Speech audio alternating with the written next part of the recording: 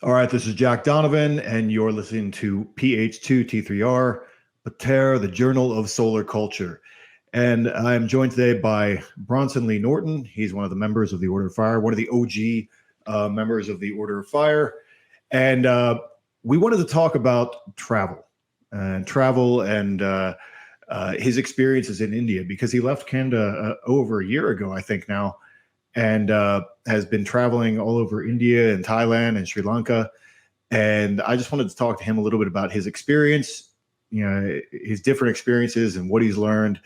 And because I think, not very many people do that for that long. People take a little vacation, but he's been doing it for a long time. So I think he's going to have a lot of interesting insights that I think even a lot of people in our group who know him haven't heard yet. So anyway, so let's get started with just a brief outline of leaving, leaving Canada and everything that happened with what that entailed. Yeah, so I mean, that was a big part of it, right? Like the why. Like, why are you doing this? Why are you going on this huge trip? Why are you kind of going on this abandonment of, a life that was pretty set up back in Canada? And, obviously a lot of it and most of it had to do with the pandemic. And just some of the things that I, you know, had anticipated potentially coming in the future, that I wanted to make sure that I had the opportunity to really pack as much life into, the next year or 2 years or whatever amount of time we're going to be able to do that for. And to make up for the lost time, having been locked down in Canada for so long. It was a big thing. It wasn't just, I need to travel, I need to have adventures. It was also a big part of it was overcoming a lot of the conditioning that I know that had happened to me during the pandemic. And, I think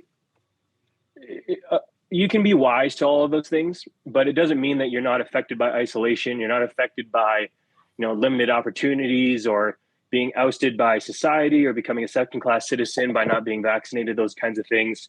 And so I was like, I need to do something different, right? Because this has just become, very monotone, comfortable life that I'm now living that is not bad, but it's not really, it doesn't have any life in it. And so that was why we basically packed up all of our stuff into storage last summer and left for India in the fall.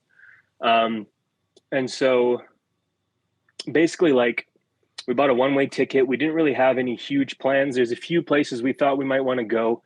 And, but I mean, now I was in India back in October, November, December. And basically after that, all plans went out the window. So we've kind of been on this big quest throughout Asia, just allowing the trip to basically guide itself at this point. But yeah, it was pretty interesting for me because this was my first real travel experience. I backpacked Europe for 3 weeks. I've been to Hawaii and around North America, Mexico, whatever, but that's not really the same thing. Those are vacations. And I don't believe now that vacation and travel are even remotely the same experience or yield the same kind of, benefits and insights. But basically, so starting in the airport was basically really where the trip started, because, it's just, I was already getting a glimpse of what India was going to be like before I even got on the plane. You get through security in Canada, you get to the gate where you're going to be flying, and you can see everyone loading into the airport, basically who's going to be on your plane. And they're obviously going to the same place. So I was like, okay. And already you can feel the energy building. Just, anytime, like Ed had mentioned, Indians get together in a large groups, it's very intense. It's there's just always a lot going on. And so I was like, whoa, it's you got people that are blasting, Indian music on their phones in the airport, with their YouTube and people just talking super loud. There's family members packed in. And, as soon as they basically announce we're boarding the plane and they're starting with, certain sections of the plane, like none of that matters.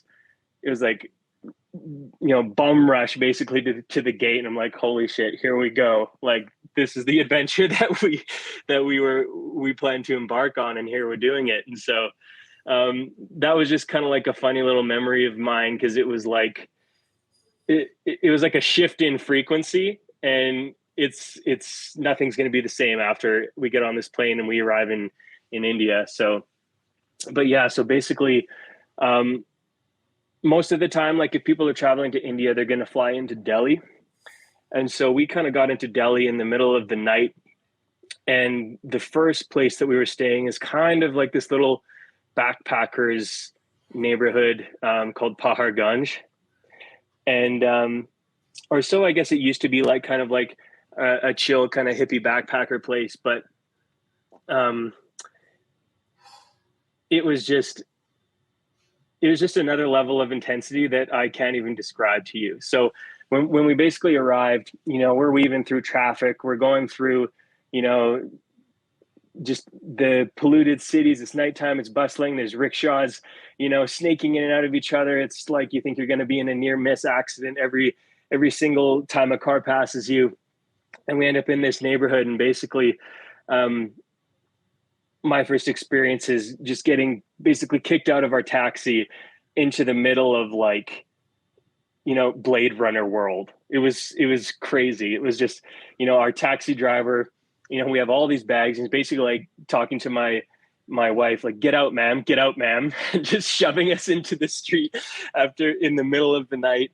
It's a super narrow corridor, and it's like 1 a.m, and just absolutely shit packed with people. Like, there's so much happening. There's lights, there's so many noises, so many smells. And, I'm trying to get out of the vehicle, and, there's just a lineup of young Indian guys who just not even give me space to get out of my car to put my bags on. And so we weren't very far from the first guest house we were supposed to stay, which was Ajay Guest House. And so, like, I throw my bag on, I got like big backpack, front pack, 2 little small backpacks. And, we're just trudging through the chaos to try and find our guest house.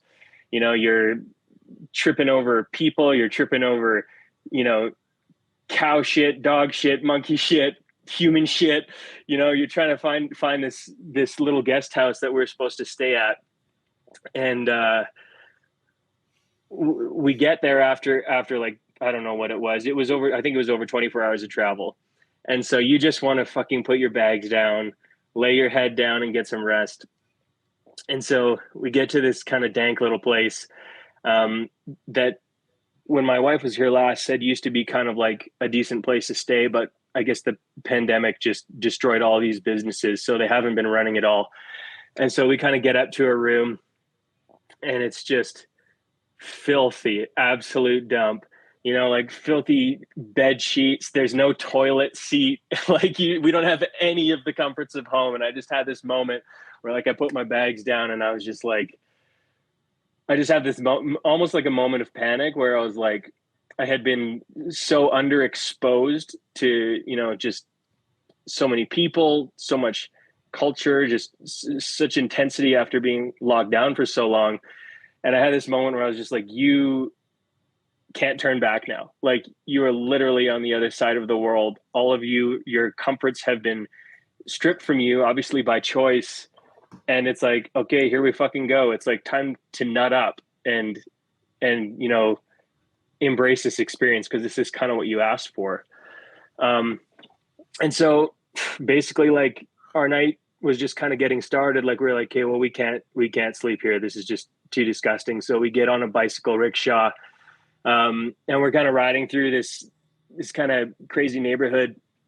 Finally found a place that was half decent to stay. And so we ended up settling into that neighborhood for about, I think we're there for 5 or 6 days. And that was actually when I sent you those first couple of videos of where we were staying, and you were like, when did they nuke India? And so that was Pahar Ganj. And so that was like my first experience kind of being thrust into like traveling developing countries. And so it was pretty intense, but you know, the one thing that I remember from just those first few days and kind of getting settled in was, you know, the intensity was super overwhelming. You know, you're trying to figure out like, you know, how guarded am I supposed to be with people? How open am I supposed to be with people? Like, who do I need to look out for? Like, you're trying to establish like what the level of social trust is in a place, you know, and it's obviously so foreign to you. You don't speak the language. So that was kind of like the first few days was just figuring out like, what is the frequency of this place and how do I match that so that one, I don't stand out like a sore thumb, but two, like I'm having a good experience in this place. And so, you know, that was really, really interesting. But the big thing about walking into that situation and then the first day where we finally like, okay, we have a place to stay, we get to go explore. I was just like amazed by how much life was going on around me, just how much was happening. And, you know, that's kind of like been the really interesting thing about traveling Asia, but particularly India, just because there are so many extremes, is it's just like one big paradox. And the longer you're here, the more you learn to appreciate that. So, you know, like depending where your mindset is, like if you're looking at the filth and the grime and, you know, the chaos and, you know, people are trying to, you know, be deceitful or to get a one up on you, it's like there's that side of it. But at the same time, it's like, I can't remember who I was talking to this about, but because of like the freedom and the chaos go hand in hand in India. Like the reason that you have so much chaos is because there's so much freedom there. And so you kind of have to accept both sides of it in order to really appreciate the experience of India. So much of like being in India is where your mindset is at. And that's something I've kind of learned like throughout this trip. But so basically we were in Pahar Ganj for a few days and I was just kind of soaking up every experience that I could. You know, I'm smoking, I'm on patios, I'm drinking, I'm eating all kinds of food that's probably going to make me sick. So I was just like, here we are, like this is the adventure that I'd kind of hoped for. And so we kind of explored around Delhi a bit. Like we ate in some of the neighborhoods that Ed had actually suggested to me. And we did find other neighborhoods that were quite posh, which kind of comes back to that whole paradox thing. It's like the super crazy thing about India is that basically you can be in one neighborhood and it's like 1920s India, like nothing has changed. People are pulling, you know, food carts around, you know, it's like super humble living, you know, people, you know, they're village people. And then you can drive 15 minutes and you're in like the most bawling Delhi modern mall that you've ever seen with the most expensive, you know, high-end clothes, and people are just living a completely different reality, you know, just layered on top of each other. It's really interesting. And so we'd kind of spent a little bit of time in Delhi, but like we weren't going to stay there for too long just because it was too intense. The air quality was too bad. But we had a lot of cool experiences there. And so that's kind of like, aside from some of these other big cities, like maybe Mumbai, Vrindavan, Varanasi, like the most intense places are going to be these big cities. And so we traveled around a bit and then we ended up going, I think, a couple hours. I'm not sure in which direction, but to Agra, where the Taj Mahal is. And so there's a bunch of big temples around that area. Like we went to the Taj Mahal. We went to the Red Fort, which was a really interesting place. And then we went to a couple of these old ancient, like Muslim cities. And, you know, I had like some pretty crazy experiences just within the first week. You know, there's this one day where we were visiting one of these mosques because we kind of done one day where we rented a car and we went to all of the main sort of temples in the area. And that was kind of when like the reality of the extreme poverty that exists there really like came face to face with me. Because we were in the grounds of this ancient city. I can't remember which one this one was called, but there's a bunch of old mosques there. And there's some beggars, this lady with two children, and one of the children was covered in mange, like how a dog has mange. And it was one of those most shocking things I've ever seen. And so this kid came up to me begging for money. I was saying like Naheen, Naheen, Naheen, which is no in Hindi. And then he just like wraps himself around my leg and he's covered in sores and mange. And, it's like, this is like parasitic skin disease, probably from like sleeping on the street with the street dogs and stuff like that. And so that was just like a super shocking and gnarly experience that I had there. And so it was like, whoa, it's like, I've seen homelessness and drug addiction, in the cities at home, but like, this is just like a different level of experience that people are kind of having. And so, that was just really interesting and kind of like heartbreaking at the same time and humbling. Cause you're like, I'm walking around, like I'm excited, I'm traveling, I'm seeing these ancient cities, I'm learning about the culture. And then right beneath all of that, there's tragedy. And so, that was really eye-opening for me. Now, just as a person, I guess my question, as a selfish question, how are you navigating like picking these cities? Because the thing about India, when I look at it, because I've kind of been you've kind of interested me in going, and Ed has as well, and and then I look at the hotel prices and I'm like, oh my god, it's so cheap, Mm-hmm. and so I've thought about it, just going over there by myself for a little bit, and I look at the map and it's like a blank. Like I'm like, there's just like letters. Like all I'm seeing is really letters of like, okay, so I've heard of Mumbai or Bombay or whatever, and a couple in Delhi and a few other places, but the rest of it is just letters. Which is, Mm-hmm. I guess it would be like going to Eastern Europe, in the sense of like that, that alien language wise. So it's just hard to even, if I went and looked at Europe, I'd be like, okay, well, here's where I think I want to go, and pretty easily, but yeah, with India, yeah, like how are you navigating that and figuring out where you want to go next? Yeah, so that's kind of the crazy thing about India is like there's so many different cultures and dialects. Basically, like every 10 to 15 minutes, there's like a new culture in India, or a new climate. There's so many different things to choose from. So honestly, like it would take a lifetime to ever experience India, and even then, you probably won't see all of it. But for us at least.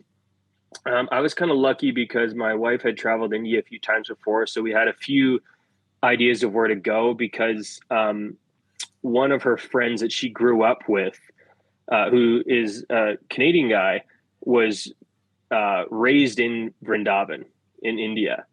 And so just by, the degree of that connection, we were lucky that we had been kind of guided to which are some good places to start to have certain kinds of experiences. So Delhi is kind of like, you just have to experience Delhi. Like you're going to probably fly into Delhi most likely, regardless of where you're flying to. So spend a couple days in Delhi and see it because it is just a phenomenon in itself. Like it's crazy. It's intense. The sky is black from the pollution. Like you'll never experience anything like it. So that's kind of, just a place to start because it's one of the major cities. But the reason that we went to Vrindavan, which was kind of like the next spot, was it's just so rich in ancient history and temples and if you want to be, surrounded by the spirituality of India, like that is an extremely holy place to go. And so because we had a friend that grew up there, it was like, oh, obviously we'll go there. He can tell us what we should see. So a lot of it has just been friends that have suggested things. But there is also like a lot of traveler hubs, which is the interesting thing about India. Like India is so big, but you'll bump into the same people in the same places often. And so we started in the north because it was familiar. We had friends in the north. There's actually a couple Indian guys here already that we knew in the north. So we're like, okay, we're going to kind of follow the path where we have some connections and people can kind of help us out, because being able to have someone who speaks a little Hindi or knows some friends or knows some taxi drivers, knows places to eat, it's always good to have just a thread of connection. So like Ed is like the perfect dude to be able to talk to you about that, because I mean he was super helpful even when I was in Delhi, just in telling us where to go eat, because it's like, it's so big, where do I go eat? And so we went to Khan Market, for example.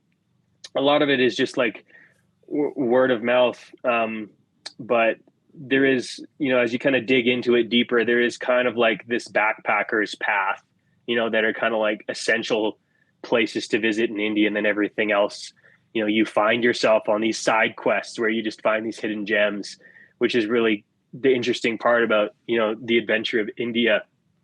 So, yeah, like we went to Vrindavan next, and we were there during Diwali. So again, this was just like sensory overload for me, kind of going into this. And Vrindavan is not really like a touristy place. The only tourists who really seem to occupy the place are Hare Krishna devotees, and they stay in their ashram or go to the Hare Krishna temple. And so, that was like, you're in real India now when we got to Vrindavan, because there's like, and it's a very, very religious and holy place. Like, you're not going to find meat there. There's 7,000 temples in Vrindavan. And so if you want to like immerse yourself in Hinduism and the history, and to just have rare experiences and meaningful experiences, like Vrindavan, I think, in my opinion, is the place to go. And so, again, like started off as a bit of a rough go. Like I got there and I poisoned myself with water from a dirty water filter. And so I had a fever for like 5 or 6 days. But of all the places I think I've visited in India so far, Vrindavan, I think I had some of the most like rich experiences, just because,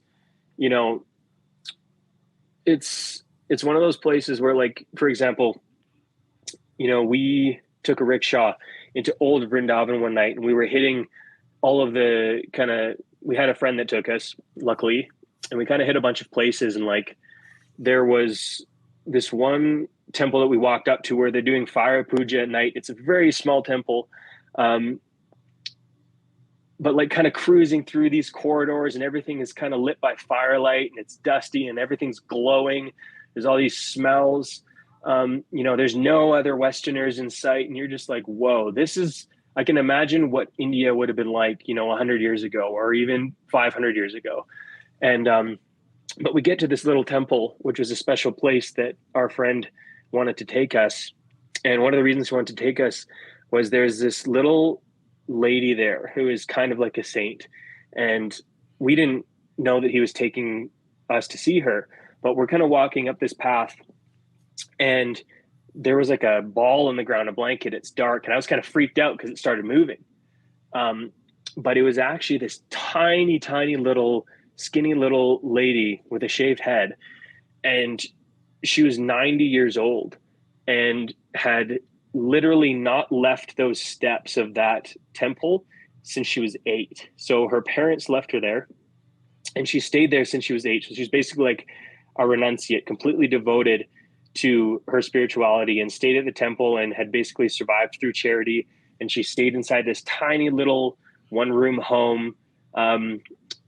where she'd basically, it was lit by like firelight, and there's someone in there like feeding the fire with wood. And she just lived outside the temple and basically just survived off of charity and devoted her whole life to being essentially renunciate and living on the steps of that temple. And so she never left the temple steps in her entire life.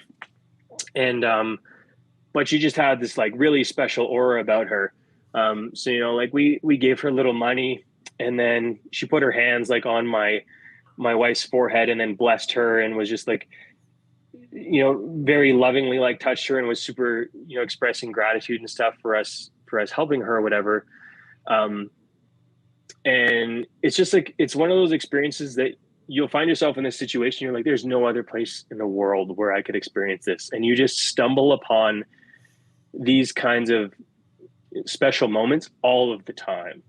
And so that was one really kind of interesting interaction that we had, because it's kind of one of those moments where like you're in it and it's happening, and you're making a memory. And that just happens repeatedly as you kind of like let the journey through India guide you. But it was, so like I was saying, it was right in the middle of Diwali, which was just crazy because there was so many. It's a holy city, so being in Vrindavan for Diwali, it's like a special thing as an Indian.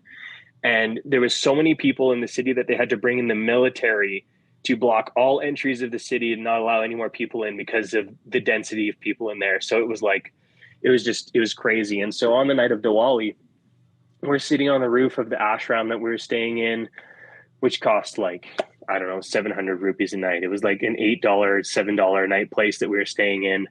And from the rooftop, all of the city basically looked like it was lit up with stars, because everyone puts the little burning lamps and candles outside and lines them around their houses. And there's fireworks going off so much that it just sounded like you're in a war zone. And you're looking around, there's monkeys literally sitting on the roof, like watching this, just spectacular scene of lights and noise. And, we're just kind of sitting up there, and, it's dusty, and you can see people kind of like with their families in their homes from the roof. And it's just so intense. But every, place you go, the longer you stay there, the more full of life you realize that it is. Like it's, and this is literally just like the start of my trip. It was interesting. Like, when you said, hey, let's do this podcast, I started going through some of my notes, and it's like, holy fuck, like I have lived 1,000 lives on this trip already. Like I've been on more adventures, had more profound and special experiences and connections with people in the last year than I have in my entire life combined. And so, and so much of that has been in India, because it's just so different. And that's because they've really held on to their culture. But speaking of monkeys, I had a kind of a couple of funny but also crazy notes here about the monkeys in Vrindavan. And so basically, like, Vrindavan is completely overrun by rabid monkeys. Like, it's actually quite scary just walking around there. Everyone has to walk around with lead pipes or sticks to beat the monkeys off because they're so aggressive. And they're huge. Like, they're just juiced out, mean ass monkeys, and they will attack you and steal things from you and rip your sunglasses off and take your phone and all kinds of crazy shit. But there was, and I mean, again, this is like the contrast. It's like the beauty of this celebration of Diwali. And then there's another moment where I'm walking down the street and a giant rabid monkey had actually scalped a street dog. And so literally there's a dog that comes running past me, running away from monkeys. And basically from the front of his forehead down his back was completely scalped, and skin, and like skin, muscle, everything exposed. And so the reason that some of this is happening is the monkeys are rabid, but the monkeys basically have taken over the city. There's not enough food for the dogs. There's not enough food for the cows there. So a lot of the dogs and the cows are starving because the monkey problem is so bad. And so that was one crazy thing I saw. But the other interesting thing about the monkeys is they all seem to hang around the Hanuman temple, which is kind of like this funny thing, but I've seen it more than once throughout India that all of the monkeys will hang outside the monkey temple. And it's kind of like this funny, quirky thing, but it's weird. And so there's all these monkeys hanging outside this one temple, and then we ended up bumping to a friend, and we asked, "Hey, what temple is this?" And it's the Hanuman temple, but it was the temple of this guru Neem Karoli Baba, who is supposed to be the last incarnation of Hanuman. And so, this is another one of those experiences where just like, okay, like this is one of those special moments that is just going to be trapped in time. And so anyways, we're walking around this Hanuman temple, and basically this caretaker had kind of noticed us, like we were the only Westerners there, and he waved over to us and took us over to this little door. It was locked, and so he unlocked it, and he's like, he can't speak English, so he signaled for us to go inside and opened it up for us. And then we went inside, and it was actually the bedroom of Neem Karoli Baba, this guru who had lived there, because it was his ashram. And so there's like a bed there that's laid out. There's photos of him and stuff, and all of his things and different like objects from his life that were in his bedroom. It's been like perfectly observed like his bedroom. And they kind of signaled for us to go in, and so we got to like just sit in that room, which basically no one else had been given access to, and got to just pray and kind of be in this like special place in one of like the holiest cities in India. And so that was kind of like a really cool experience. And it's funny. It's like all these synchronicities, like the monkeys outside the monkey temple. We go in, it's the Hanuman temple. Oh, it's actually the temple of the guru that's supposed to be the reincarnation of the monkey god. And it's like there's all these interesting just layers of myth that is makes it so exciting to visit these places, because there's just a deep story to everything that you see and touch. So I was thinking, how has that affected like your perspective on just spirituality in the world and so forth?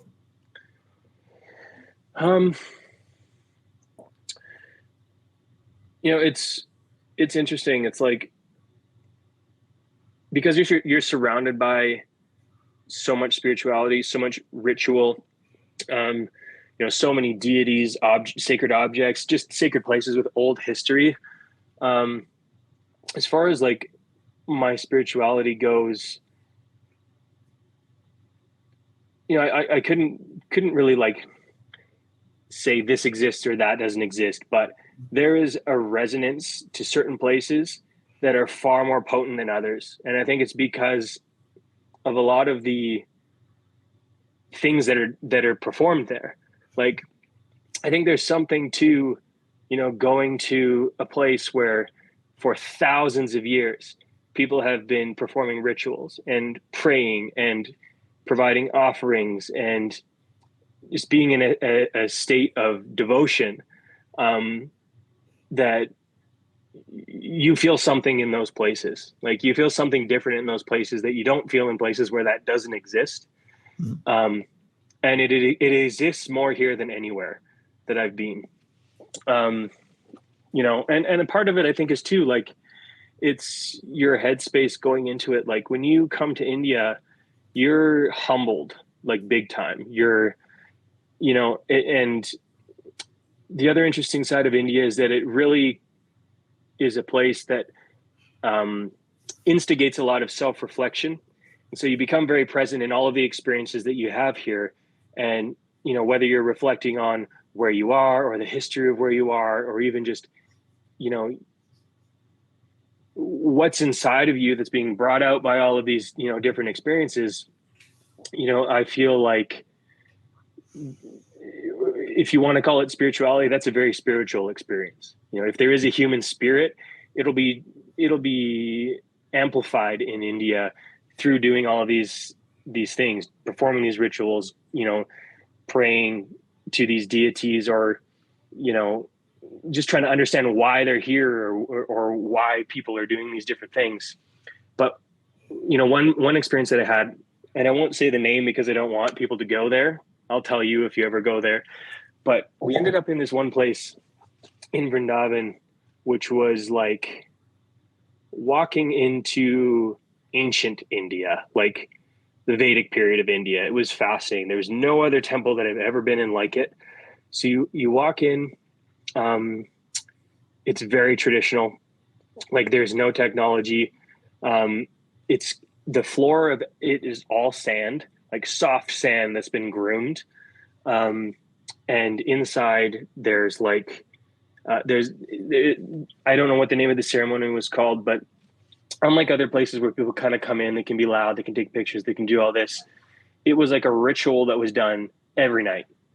And so you go in and all the men sit on one side, all the women sit on the other side. You cannot have your legs exposed. You have to be covered. And they're performing all these fire rituals, which was really fascinating. And all of the people from the temple, like, I guess they would be monks, but I don't know if they're monks or what they would have called them in this case, because it wasn't like any other ceremony that I've been to. But all of their faces are painted gold, and they were wearing like these beautiful white, bottoms. I guess it'd be kind of like skirts, and they're performing all these rituals, and everyone's sitting on the ground super peacefully, listening to them chant and do these fire rituals. And as the men walk out, they're doing parikrama around the deity. And I can tell you, like, that experience, like just being in the presence of that, like you feel spiritual, like you feel like you're having a spiritually enlightening experience in that kind of setting. And, because everyone is also participating in it, the energy of that surrounding you and the intention of the rituals that, everyone knows what to do. Everyone's done this before. They're all devotional to it. It's super, super potent. Like, it's hard to really describe. So I understand why, like, people come to India and they have an experience like that, and it completely changes their perspective on life. Because I don't think we ever get to feel that at home. Even if you are like an intentional person, or you create an altar for yourself, or you pray, like, it's just, if you live in the Western world, you've never been in a place where people have done that ritual for thousands of years in that place, with those same intentions. Yeah, there's nothing that old. I mean, even Christianity Mm-hmm. isn't really that old. Mm-hmm. In comparison, you could go to a really old church in Europe, which is that does have a different feeling. The ones in Europe Mm-hmm. are different than the ones in America. This is like 5, 6, 7, 800 years old. But I wonder if a lot of that is just because obviously I've conducted a good number of rituals and so forth at this point. And what does change is the level of intention. Because Americans, I mean, I think in Canadians and whatever, like Westerners, especially of a certain age, like the past like 30 years, are kind of hipsters in the sense of like they don't want to go all the way into anything. They don't want to do full intention. They always want to be kind of like laughing on the outside, like, and be like, oh, we're just doing a thing, and not really be invested in it because they're afraid of looking silly. Mm-hmm. And if you get a lot of people, if you get people who are all the way in on anything, it does change the vibe a lot.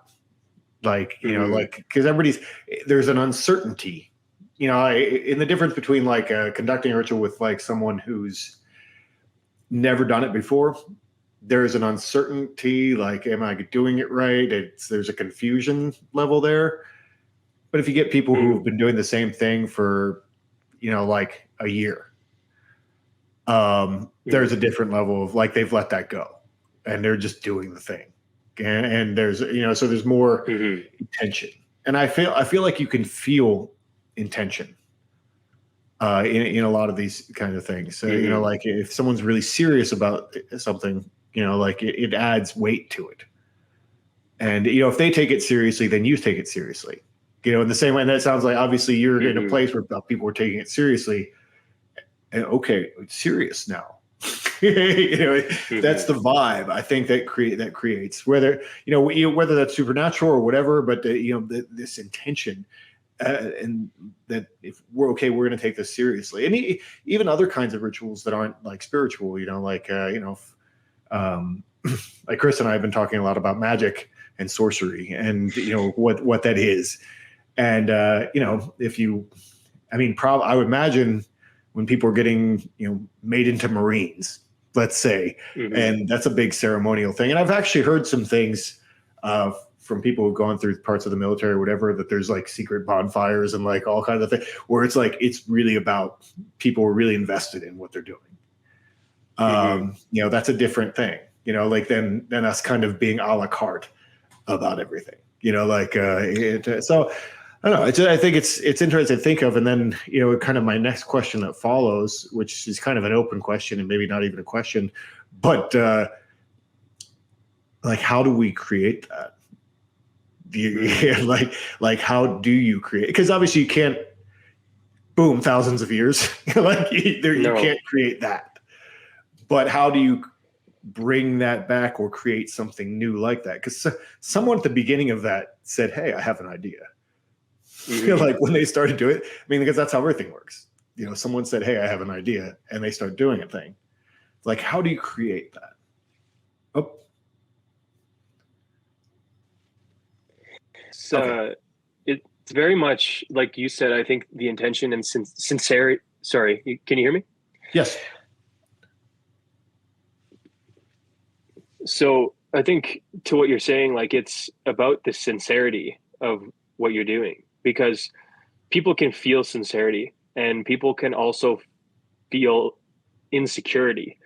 Like, our bullshit radar as human beings is so strong. When you feel that the person who's leading a ritual or leading a ceremony is either not sincere or experiencing insecurity about what they're doing, like the energy of that is not there, because without the confidence of the person leading the ritual, the people participating in the ritual will also start to feel insecure. And rather than all of that good energy being channeled into one purpose, it's very scattered energy. And I feel like one thing I've taken from this is like, the frequency of different energies by different actions, I think is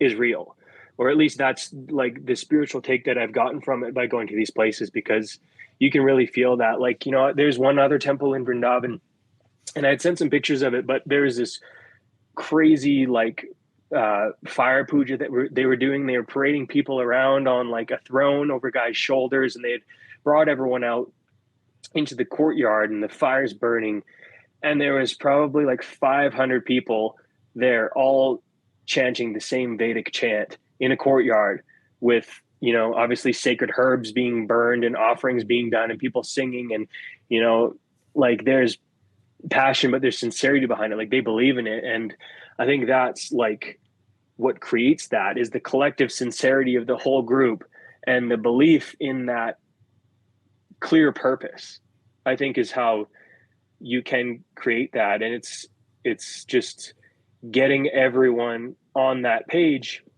I think requires the individual work towards freeing yourself of these insecurities. Right. Like if you can get 20 guys together who are not insecure about themselves and know what their intention is with that ritual, like that's when you create real magic. Yes. Yeah, absolutely. That's been my experience, is like, when you get the guys I keep telling this to the guys who did the fire ritual with me last time. I was like, well, next time you come, you're going to bring a whole different energy because you know what's going down and you already liked it.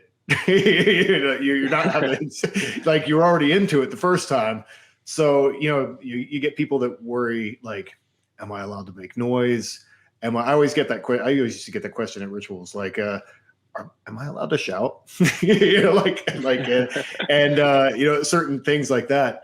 And once they know the answers to those questions, then they like go all the way in a little bit more every time. And then when they're going all the way in, then they're bringing everybody else's energy up with them, you know, and that's the exciting thing. And then that's the threshold where then people get superstitious. Once you've been doing something for a long enough time, I mean, I've had that experience myself, where if someone starts doing something off, you're like, whoa, that's not okay. You're throwing the whole fucking vibe off. You can't do that. You know, like you're like, that's what, no. And people get like angry about it, you know, like, cause that's where it starts to get interesting. Like you're doing it wrong. You know? Well, that's an important distinction. Like, especially in the beginning, I imagine that's how, you know, cause you know, people didn't just like come up with all of these ideas and it's like, okay, we have this like perfect thing that means this and everyone knows what that is. It's like you had to push certain boundaries to figure out. And you know, part of that is like they didn't have all of these distractions back then, so people were probably much more in tune with themselves and what different acts or actions or rituals, you know, made, or how it made either other people respond or, you know, how it made them feel within themselves by doing them. And so, you know, that's a good way to, like, if you want to create something new, is to, you know, figure out what those boundaries are by pushing them in a group setting, because, you know, like you're going to get either positive or negative feedback, either as a leader or as a participant from the leader, just by performing different actions and like expressing yourself, you know, through these rituals. Because either the leader is going to be like, that's fucking up the whole vibe of this whole thing, or, you know, maybe somebody does something, like maybe some guy just starts a certain drumming pattern and it's like it brings everyone into that, and now you've got like a part of your ceremony where it's like we drum and we chant because it makes us feel a certain way, and it's like we'll make a connection to something that invokes inside of ourselves, and we're going to feed that because it makes us feel good, or whether we feel like it's giving power to something else, or we can draw power from it from offering that, you know. And I mean, like this is stuff that I was kind of into before, but since getting to really experience like the real thing here, it's just amplified my interest in like the importance of these rituals and just the significance that people have in their lives, and even just the beauty of it, you know, like running through the mountains. Like I can tell you, like when we were doing our running challenge, I'm literally running through the Himalayas, having this moment where I'm in the mountains and there's this tiny little temple and there's about 40 women in beautiful red and gold saris, singing. I don't know what they were singing or which goddess that they were singing to. I know that Kali and Durga are big ones up here, but it's like, you know, that's something that you're never going to see back home. And it just, to be in a place where that's happening and in a culture where that's happening also brings so much beauty to a place. And so like we can create beauty by doing that and creating these, you know, these intentional gatherings with other men, you know, and women can do that too. And it's something that's like missing big time, because it also is it creates such a sense of connectedness and community when you're in that setting. Like you don't have to be socializing with people, but you all know why you're there. And you know why the guy sitting next to you is there. And while you're having your individual experience, you're co-creating experience for everyone else. Absolutely. And you know, that's a big difference, because, you know, a lot of people set up home altars and they do their own little thing, but there is a different thing that happens when you do something with a group of people that are all doing the same thing. It creates an identity. It created like a collective consciousness kind of thing that happens. It's definitely a different vibe, and it's hard to create, but you know, it can be done. You know, like I've seen it done. So I'm going to have all of our guys listening to this but especially actually Kyle and both Josh are doing fire rituals in the next like week or two, based on my instructions. Mm-hmm. So like in two different, like in Canada and Australia, I'm really excited that that's happening. And so they're going to get to do that for the first time and see what that is. And all the stuff that you and I are talking about right now is part of that discussion that they need to have with themselves, like that's to be able to do that, so I think that's kind of really exciting to have that going on. But I don't know what's your time like, because we're about to hit on an hour, but let's keep going. This is super okay, cool. I just wasn't sure if we had to wrap up because you had said what time, but let's talk about the next, because so far you're probably like a month into your trip. Literally. Yeah. Literally a month in, like that's a crazy thing, right? It's like, right. My concept of time has completely changed, because your days are just so full here. Mm-hmm. It's like like I was saying, there's so much life happening around you. And that's one thing that I think is missing back home. And I think, there's so many discussions about, comfort and too much comfort in Western society, but like, I don't think people really know what they're talking about. Like, I think they have an idea of what they're talking about. And a lot of it is associated with like self-development circles and mm-hmm. fitness circles. But like, when you're in a place where, quite literally people have nothing and they're happy, and people at home have everything and they're not happy, like you really realize like what it means to be alive, or like a place to have life in it, like, and part of that, maybe that does actually come from poverty, is the fact that like people don't have time for silly problems. Like, they're out hustling, they're out selling things, they're out growing things, they're carting things around. There's like a purpose to every moment when you're here, or even just like the way that people take time out of the day to sit down and like have chai time. Like, every Indian is having chai time, and it's important, and you're sitting around with the guys and you're talking and you're having chai, because like that's a joy that you get out of the day. And you really see that in all the places you go here in India. But I guess, that was probably, realistically like the first month of my trip. But after that, we ended up in Rishikesh, and just getting to Rishikesh was like a quest in itself, because the day that we were supposed to leave, our taxi driver had driven out from Delhi, and then his alternator blew, and we're like, we literally have to be out of this place today. And we had all our shit packed, and we're like standing in the street waiting for a car to take us.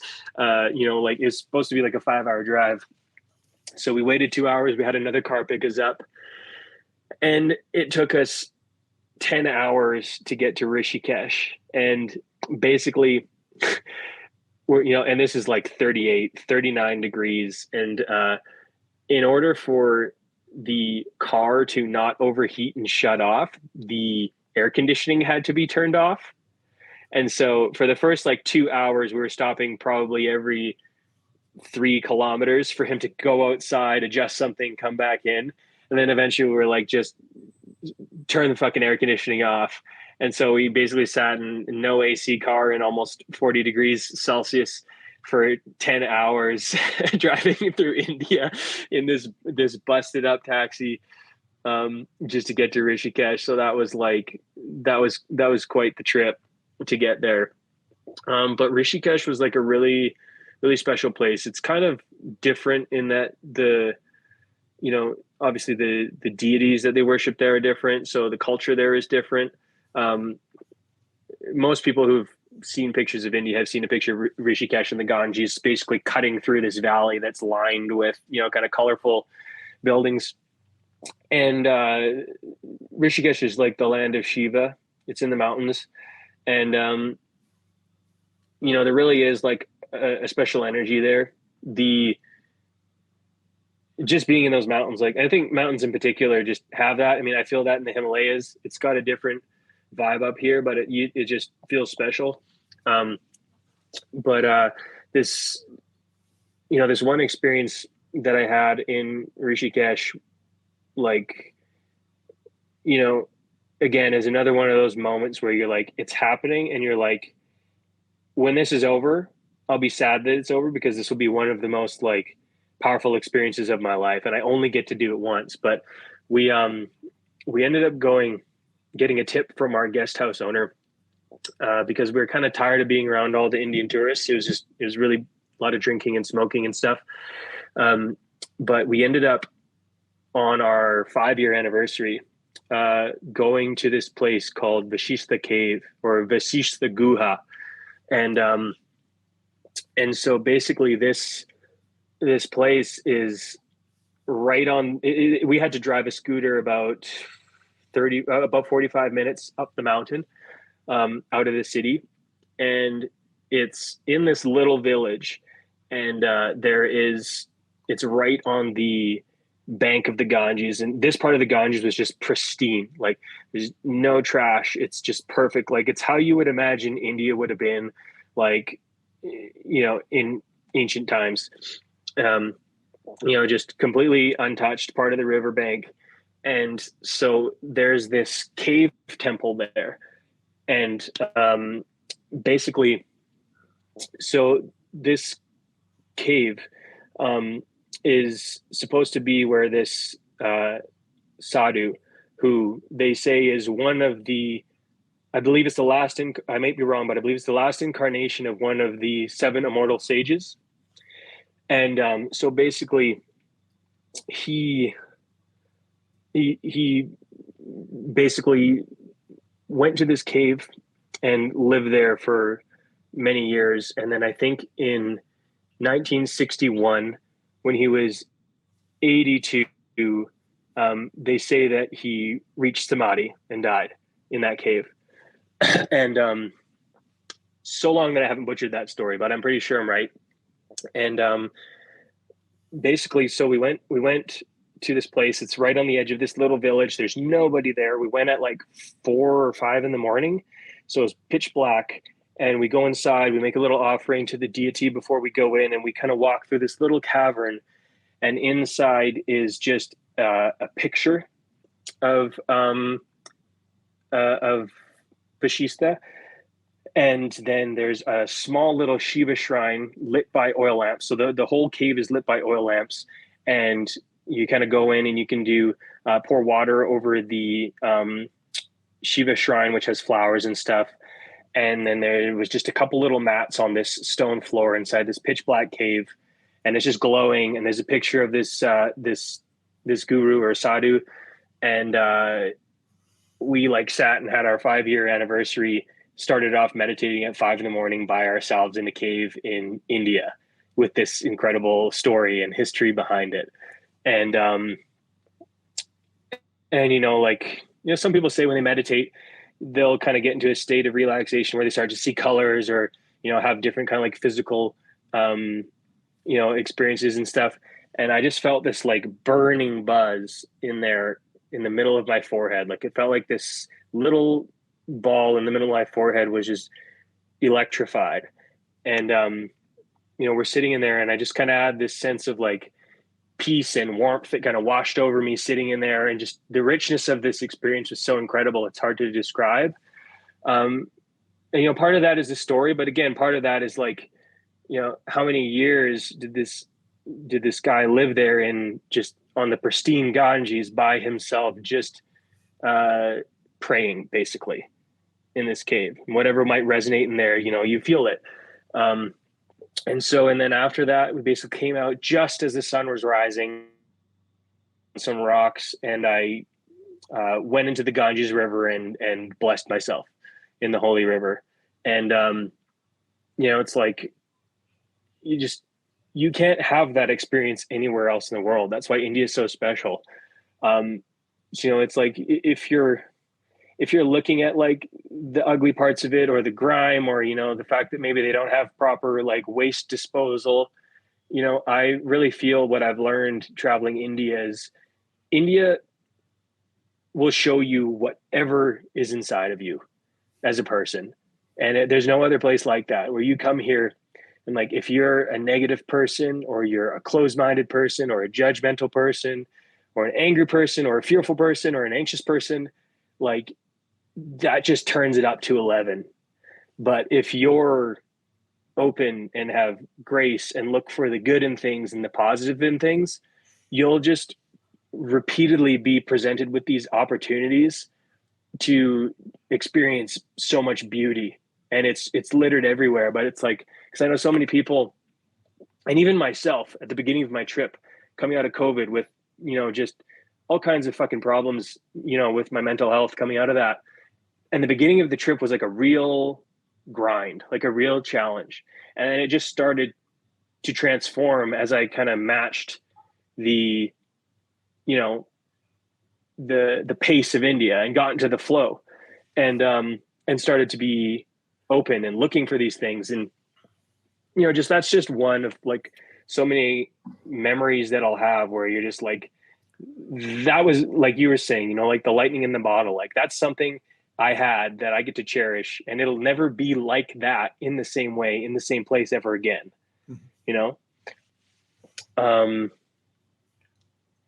Yeah. And so like, that was just one of those kind of special experiences that I had in India. And there's endless ones. Like we could probably do like a 6-hour podcast on the adventures I've had in India, and but it's really interesting, because one thing you notice too, especially I think in Rishikesh, is like, and it's kind of sad that you see young Indians trying to move away from their culture and more towards like emulating a Western culture, and they're having a lot of problems, like phone addictions, alcohol addictions, drug addictions. They're not going to these places to worship them, the way that they should be in their own country. And then the Westerners are trying to escape the Western culture. And not that all of Western culture is bad, because we have a lot of luxuries that, people would kill for. But they're coming here to experience the magic of this place. So it's kind of this strange crossover that's happened. And I really noticed it in Rishikesh, because Rishikesh is such a hub. You get just a plethora of Indian travelers coming from the city to party. And then you have this huge backpacking culture and yoga culture and spiritual culture of people coming here to like pray on the Ganges. And so, again, like that paradox, you're seeing these two realities just, happening at the same time. And it's, it's fascinating. But basically, so we were in Rishikesh for quite a while. Like, I think we were there for like 2 months. So we were kind of living there. We got pretty comfortable. But part of the reason that we got stuck there, we originally wanted to go to the south.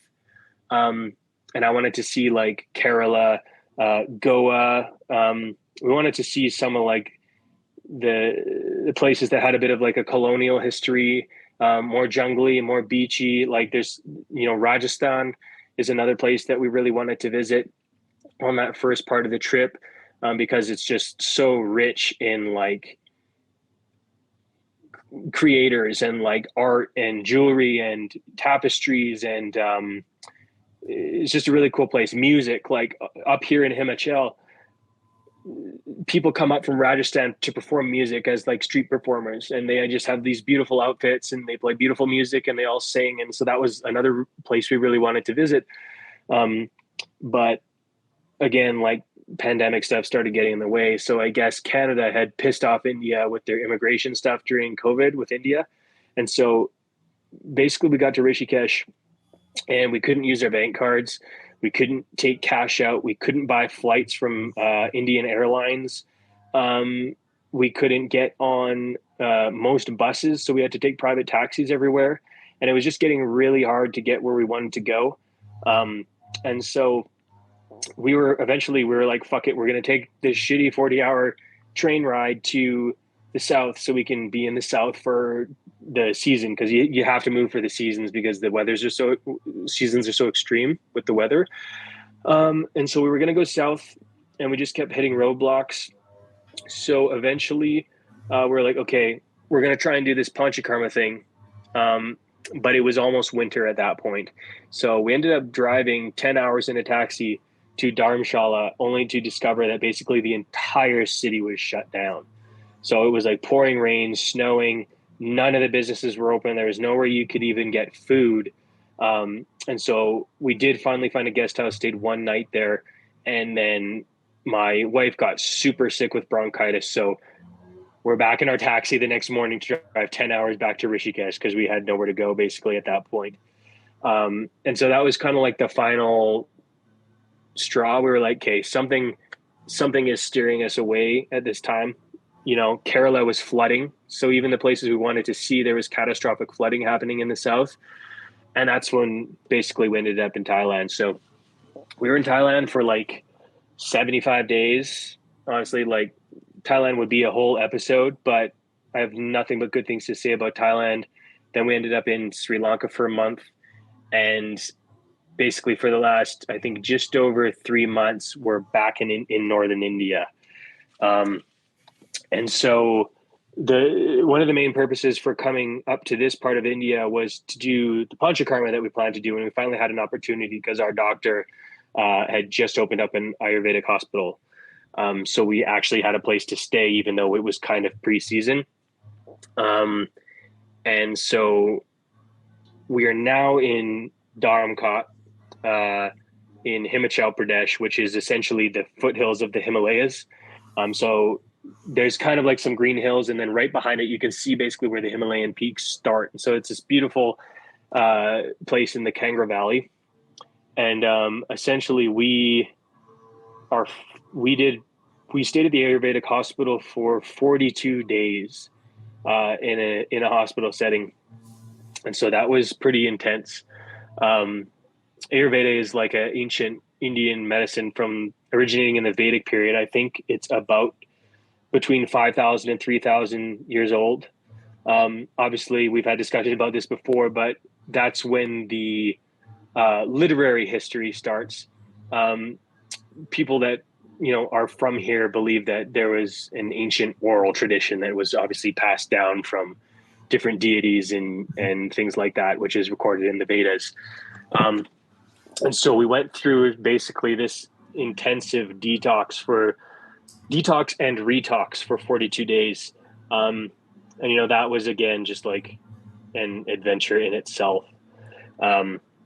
So what I was kind of doing there was essentially like a liver detox and retox, and basically just getting my whole constitution back to a healthy baseline, balancing hormones, testosterone, fertility, all these different kinds of things, which is those kinds of treatments for men are very popular in India, especially with Ayurveda, because vitality is everything to Indians. And so I started that out basically, with just taking some medicines for a couple of days. And the first medicines that I was taking essentially activates the liver. And so it starts to draw out any disease that you have in the liver, and you start to kind of get like some side effects. Because the idea behind Ayurveda versus Western medicine, or even any other kind of like cleanse, is that you actually remove the disease and then redirect the disease pathway so that it's no longer creating pathways of disease. And so I started with that. And then after my skin got all flared up, I got all, kind of sick feeling, these detoxing systems we ended up starting with a ghee treatment, which ghee is obviously super popular with the order because of Ed and, the interest in the Vedas that everyone has, which I'm sure when people read about this, they'll probably get more interested in it. But so after that, I was drinking ghee for like 5 days, and just increasing the volume of ghee every single day to astronomical amounts. Like, I think the first day it was like 150 mLs, and the next day was 200 mLs, and then 250 mLs, and then 300, and then 350 mLs. So I'm literally drinking like cups of ghee, like that are this big, like 3,000 calories in one sitting in this from the fat. And so basically with that is to the very short form is to basically increase your metabolism, to create more fire or agni in the body, to burn up the disease that's now been extracted and released in your body. Now, I may not be defining this correctly, because before I had those treatments, I hadn't been studying Ayurveda. I'm kind of getting into it just now. But there's the ghee treatments that started.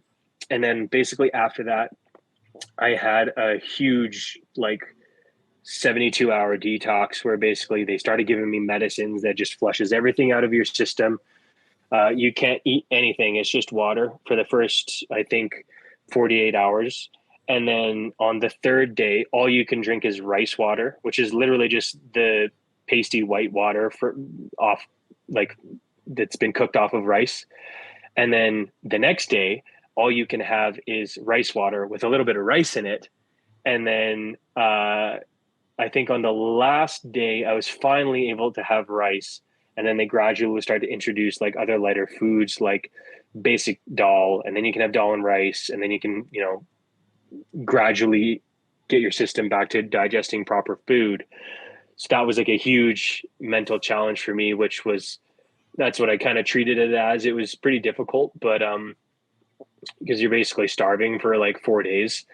But after that, the detox is when they start to nourish your body.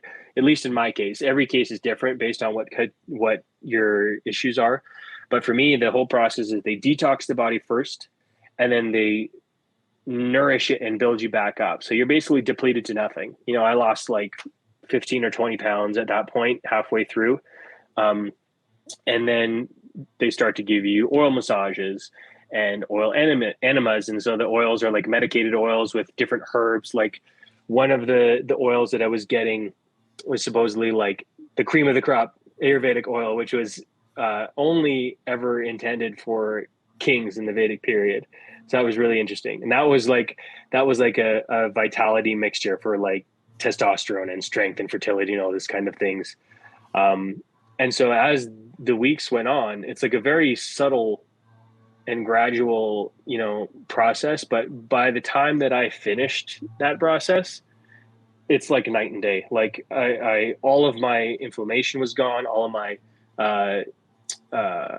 sleep issues were gone. All of my what else? Like digestive issues were gone. Libido was back, strength was back. And so after basically a month of being out of the hospital, I saw significant improvements from these treatments. So it was just really fascinating. I mean, now like I'm continuing to take certain medicines because, sometimes after the initial treatments, they'll give you certain medicines to kind of keep that going, because it may take an additional like 3 to 6 months to be like 100%. So I'm taking, like I showed the guys, Shilajit Gold, which Ed has talked about with me a little bit. It's essentially a nano medicine that has precious metals in it, and different metals and ashes and things like that. So there's literally 24 karat gold in these capsules that I'm taking.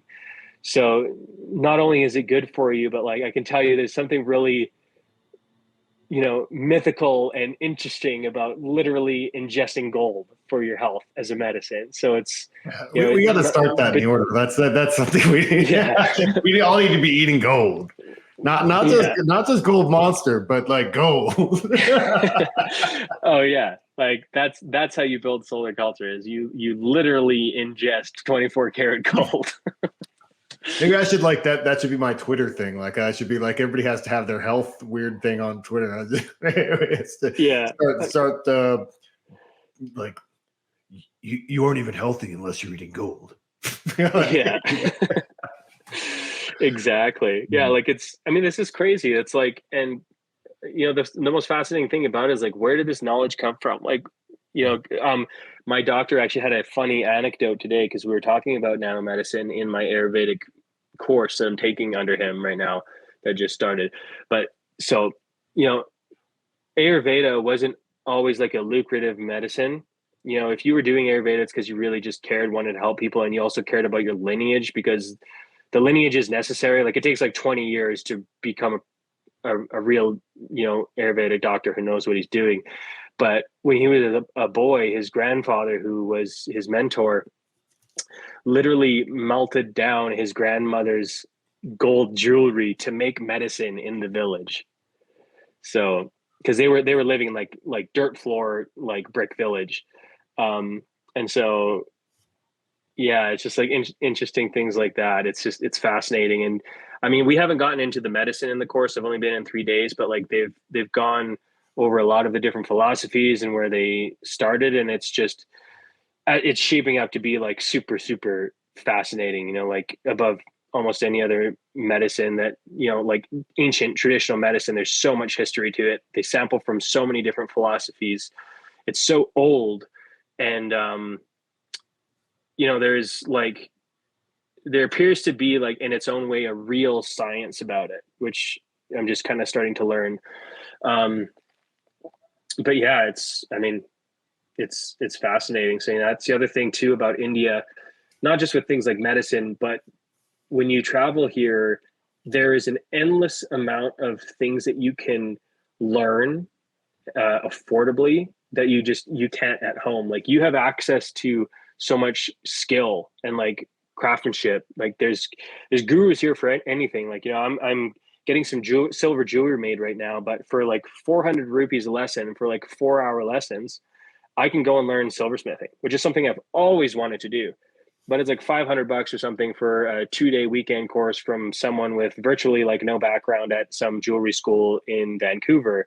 And I can come learn from a master who's been doing it in these mountains for like 20 years for next to nothing. Or you can, in the same little village that I'm in, you can learn yoga. You can go and take Ayurvedic courses. You can go, get music lessons. You can learn how to make instruments.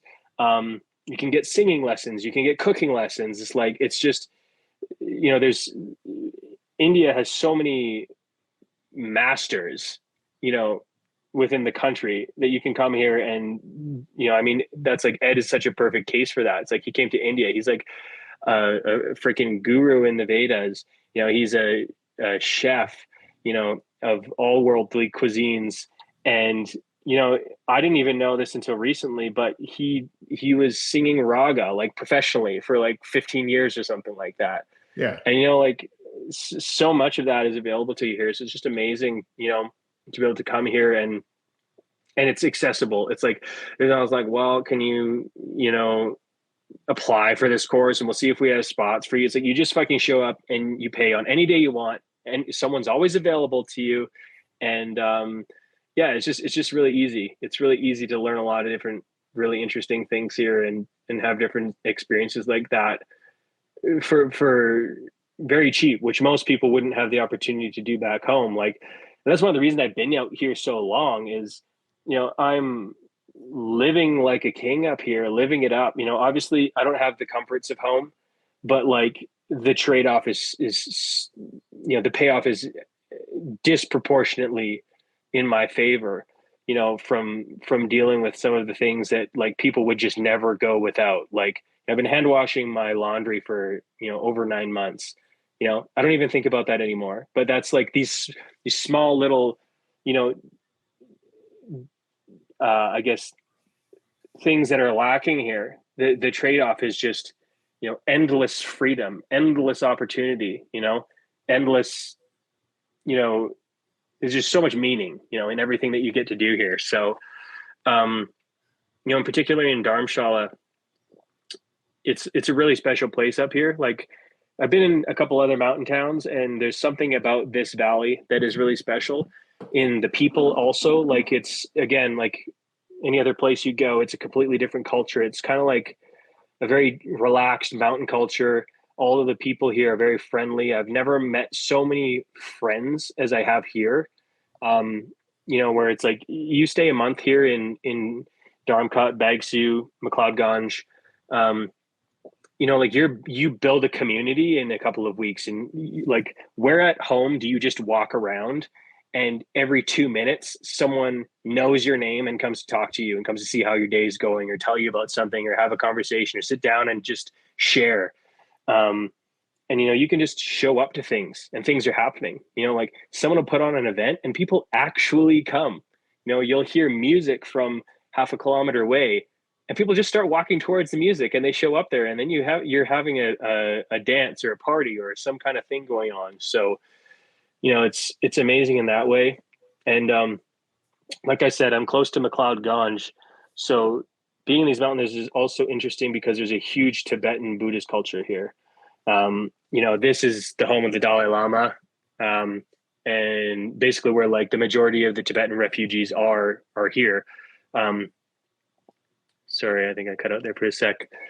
And so I had that experience too. Like I've been, I think, in this valley for 3 months, and I've gone to now two of the Dalai Lama's teachings at the Dalai Lama temple, which was, a really interesting ritual again in itself because, um, like he's like Jesus to the Tibetans. It's really interesting. And, if there's any time that you're going to see Tibetans pushing and shoving, it's to see the Dalai Lama. But there's thousands and thousands of people that will come to see him talk. And we were lucky enough to have the opportunity to basically have like the best seats that foreigners could get in the entire temple grounds. So there's like his room that he normally does his speeches in. And then around it is like a giant courtyard. And then below it is a giant courtyard with a screen.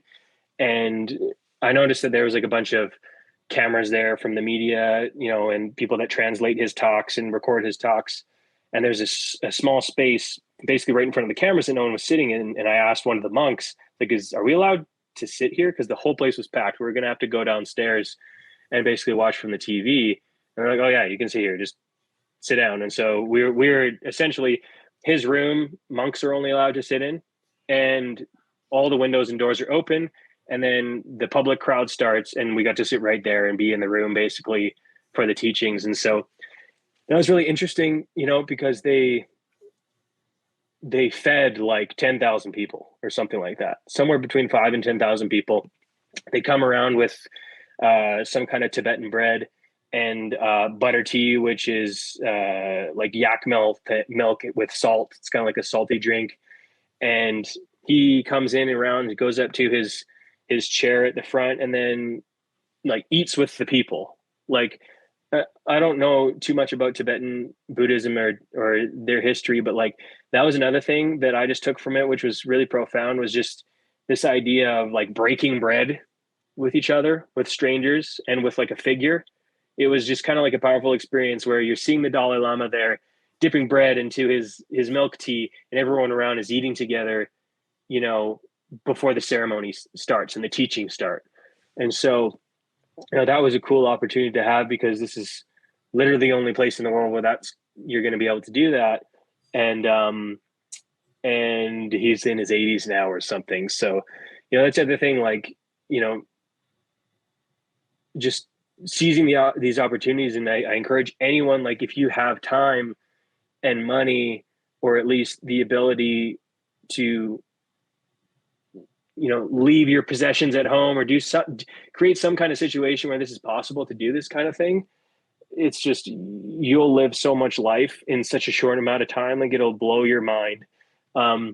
So yeah, I got to have that experience because, who knows, like, if I will ever get that experience, if I don't do that now, if this Lama dies and in the next 3 months, it's like, I might think, oh, my visa's coming up. And it's like, I'll do it the next time I come to India. It's like, oh no, you have to seize these moments. And that's something I'm learning on this trip too, is like saying yes to things and like doing things that you're not used to or not comfortable with, or, not putting off the opportunity, because, these moments are fleeting all of the time. And if you say yes to those things and you just go out and you do the thing, it's, it's just kind of like saying yes to life. That's been a big lesson in traveling for me, is saying yes to life and like filling my days with life.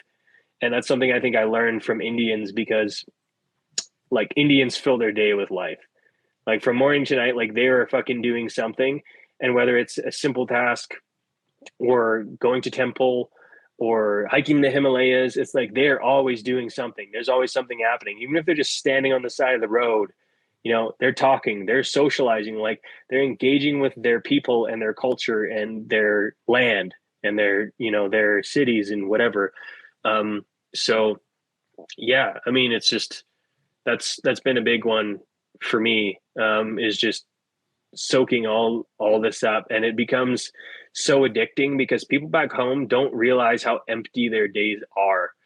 So once you start like really living a full life, like you can't go back. Like that's why I'm still here. It's like I am wrestling painfully with the idea of returning to Canada prematurely before I feel like I've gotten my fill of adventure. And it's almost like at this mark, it's just getting started. I'm like, I went from being a new traveler, like an uneasy backpacker, not really knowing what the fuck's going on. I'm green, to now being at the point where like pretty much everything I do, even the things that are a challenge, I find joy in. And that's just been a complete change in perspective by, you know, the exposure to all these experiences and overcoming the mental hurdles or fears or like just, you know, doing things that might even be like a little bit dangerous to get out of your comfort zone and realizing that, you know, uh, the thrill of that experience is worth it, you know, because back home, man, like I think about during coronavirus times, sitting on your couch, you're just day after day, either grinding and doing some work or, you know, thinking that you're doing work because you're creating some kind of content that people feel is valuable, or, you know, just some people who are just actually quite literally wasting their days doing nothing, watching, you know, Netflix or working. It's like the and I feel like on this trip I really like cracked the code to happiness for people, and that 100% is adventure. Like if you are lacking joy and happiness in your life, you don't have enough adventure in your life. And you can create adventure at home. Like it does, you don't necessarily have to, although I recommend it, travel across the world and abandon all of your responsibilities to your country to have, you know, an experience like this. But like just treating each day like an adventure and being like, I'm just going to go out and I'm going to walk, and I don't know where I'm going to walk, but I'm going to see what happens, and I'm going to be present, and I'm going to observe the things around me. And if my intuition tells me I should do something, I'm going to act on it and follow that guiding voice inside of me. And it just creates opportunities. It's easier to do that here, I think, because people are more open. And, you know, it's just, it's also when you're shoulder to shoulder with 2 billion people, it's just easy to like fall into different scenarios that are interesting. Um, but yeah. And then I guess kind of like the last few weeks, I've really just been trying to soak in like as much of where I am as I possibly can, because they did change some visa rules. So I have a 1 year visa, but now they're basically limiting it to 6 months in a calendar year. So I'm getting close to being 6 months total in India. So I ended up like, and to speak on this adventure subject, ended up hiking the Triund Trek, which is right behind me, which is the main trek here in these mountains, up to where the Alpine or the Himalayas basically starts. And, you know, like to that, you know, topic on adventure, I had, and I won't go like too deep into it, but the, going on that hike, I had a moment, you know, recently where I went on this trek and I went by myself. And, you know, when you walk for fucking 8 hours, you like gain a lot of perspective when you're alone.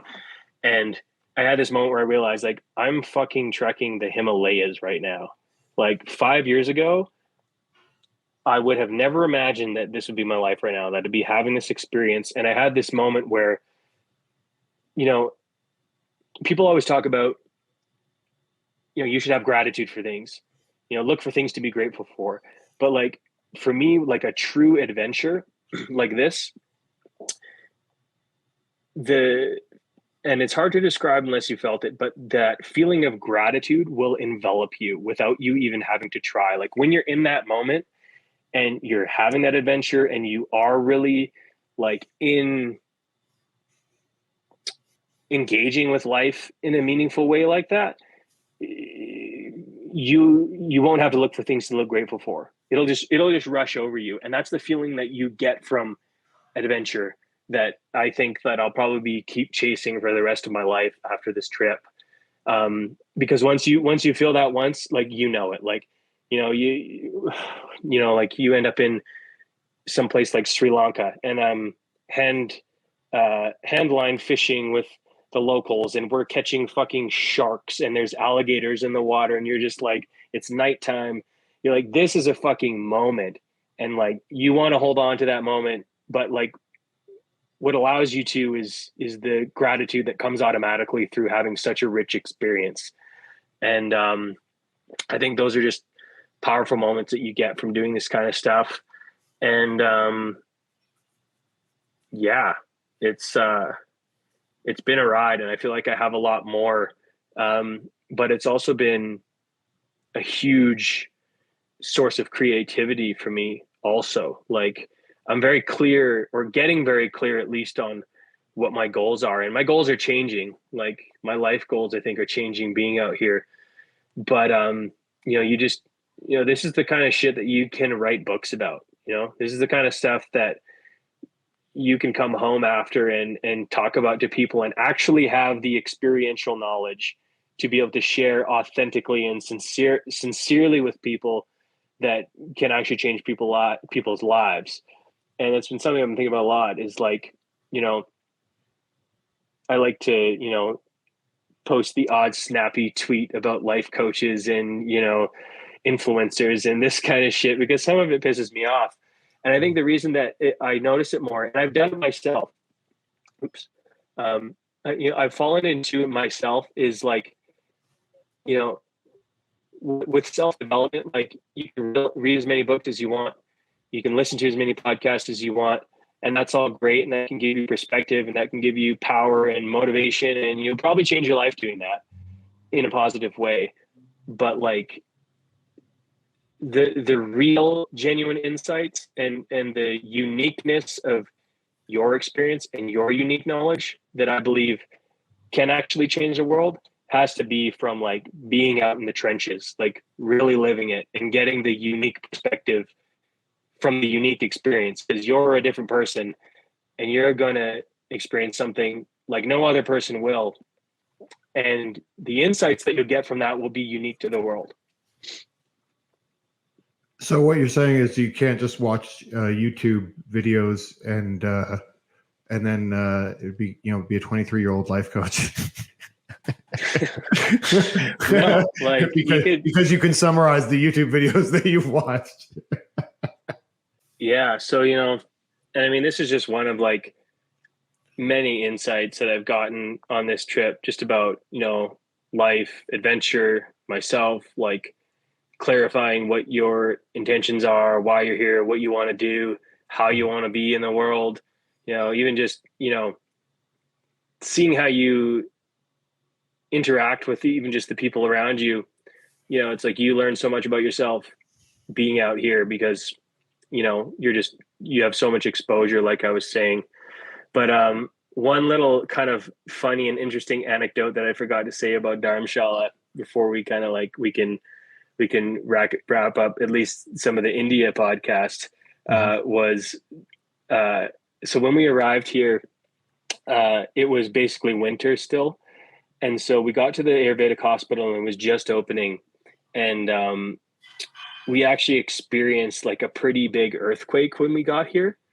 And so the earthquake knocked out power for the entire state. And so the whole valley was out of power for probably like 6 days. And our generator at the hospital was not powerful enough to power the building. So we had to wait a couple days with no power, no hot water. It's the middle of winter. We're in like a concrete building. And they replaced the generator the transformer that was supplying power to the valley. And then in a mythical fashion, Indra struck the transformer with a bolt of lightning and knocked power out again for the valley. And I heard it explode from my room from like a kilometer or two away. And so then again, we're out of power, out of hot water. It's snowing. They replaced the entire board in our building so that we can at least get generator power to the rooms. And rats chewed through the new board. And so we were then again without power for another couple of days, no heat. And so we're in this hospital setting, trying to get treatment, trying to do all this stuff. But it was just, we were put in that situation. And like many other situations that I've kind of been in India, it's like, you also realize like, you're not as soft as you think you are. You're not as weak as you think you are. Like most people are very resilient, but they aren't given enough opportunities to rise to the occasion. And it's not like this was like, a huge catastrophe, but like by like day 4 or 5, without a shower, you're freezing cold because it's winter. There's no way to heat your rooms. And you're in India and there's frequent landslides here. There's frequent earthquakes here in these mountains and stuff like that. It's like, that's just another one of those moments where you can look at a situation and find the negatives in it, or you can be like, I'm going to fucking be able to write about this. And this is going to be a story I'll be able to tell my grandchildren. Like, so there's also those those post experience rewards that you get regardless. You might have like some of these, profound religious experiences that I've had here, but you also might have like near death experiences here. And that's going to be an awesome story too. And you can always kind of find the significance in that you get to take with you when you go home. So yeah, I mean, I've got more stories in there, but I kind of wanted to talk about some of the key ones that I thought would be super interesting for some people. And I mean,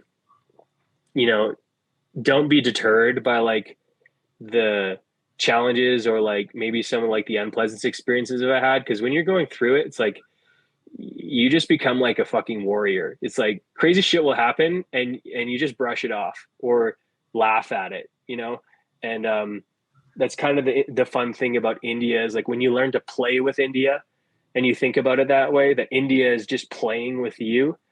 It's just like a world of, rich experiences. Well, that sounds fantastic. I think we'll probably wrap it up from there because we got a lot of great stuff. And I really want to encourage all of our guys to listen to this because I think that now makes me want to go. There's a lot here I think that people can think about, I think especially.